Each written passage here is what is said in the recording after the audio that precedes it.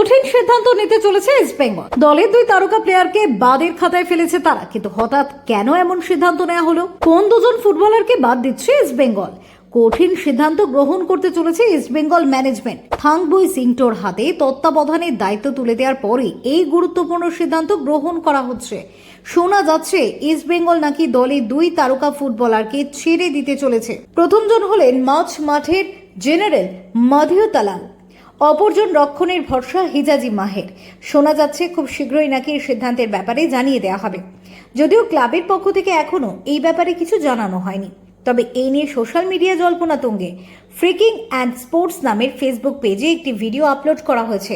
সেই ভিডিওয়ে দাবি করা হয়েছে মাদিহো তালাল এবং হিজাজি মাহেরের পরিবর্তে একজন সেন্টার ব্যাক এবং একজন অ্যাটাকিং মিডফিল্ডার লাল হলুদ ব্রিগেড যোগ দিচ্ছে। হিজাজি এবং তালাল যদি ইস্ট বেঙ্গল ক্লাবে প্রত্যাবর্তনও করেন, সেক্ষেত্রেও কমপক্ষে জানুয়ারি মাস পর্যন্ত সময় লেগে যাবে, এমনকি সেটা ফেব্রুয়ারিতেও গড়াতে পারে। এই পরিস্থিতিতে আগামী আইএসএল মরশুমে এই দুই বিদেশি ফুটবলার আদৌ পারফর্ম করতে পারবেন কিনা তা নিয়ে একটা বড়সড় প্রশ্ন উঠতে শুরু করেছে। সেক্ষেত্রে ইস্ট বেঙ্গলের জন্য একজন সেন্টার ব্যাক এবং একজন অ্যাটাকিং মিডফিল্ডার আবশ্যিক ছিলই।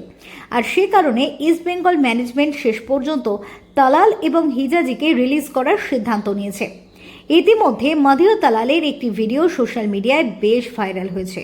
সেখানে দেখা যাচ্ছে যে লাল হলুদের এই তারকা ফুটবলার অনুশীলন করে দিয়েছে। আর এটা দেখার পরেই ইস্ট বেঙ্গল সমর্থকদের একাংশ আনন্দে আত্মহারা হয়ে গিয়েছিলেন। আশায় বুক বাঁধছিলেন তালাল হয়তো আবারও মশাল বাহিনীতে যোগ দিতে পারেন, কিন্তু সেগুলো আপাতত বালি। ফ্রিকিং অ্যান্ড স্পোর্টস নামের ফেসবুক পেজের ওই ভিডিওয় উল্লেখ করা হয়েছে 27 বছর বয়সী মাদিহো তালালের সঙ্গে ইস্ট বেঙ্গলের এখনও 1 বছরের চুক্তি বাকি রয়েছে।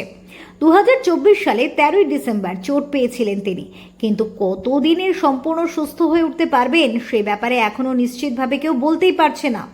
তবে কানাঘুষের খবর, জানুয়ারির আগে তিনি কোনোভাবেই মাঠে ফিরতে পারবেন না। পাশাপাশি ইস্ট বেঙ্গলের হয়ে তিনি 17 গোলও মিস করেছেন। এবার আসা যাক হিজাজি মাহেরের কথায়। 27 বছর বয়সী ফুটবলার জর্ডানের জাতীয় দলের হয়ে ফুটবল খেলেন, কিন্তু লিগামেন্টের চোটের সমস্যায় তিনিও জর্জরিত। চলতি বছর 29 জানুয়ারি চোট পেয়েছিলেন হিজাজি। তারপর থেকে প্রায় 150 দিনের ওপর সময় কেটে গিয়েছে। 10 ম্যাচ তিনি মিস করেছেন। হিজাজির যে ধরনের চোট লেগেছে তাতে প্রথম 3 মাস সম্পূর্ণ বেড রেস্টে থাকতে হয়। পরবর্তী 3 মাস হালকা ওজন নিয়ে অনুশীলন করতে পারেন। এর পরবর্তী 3 মাস জগিং এবং হালকা স্পোর্টস ড্রিল করতে পারেন। অবশেষে 9ম থেকে 12 মাসের মধ্যে ফের ফুটবল মাঠে ফিরতে পারেন তিনি। কিন্তু মাঠে নামলেই তো আর হলো না।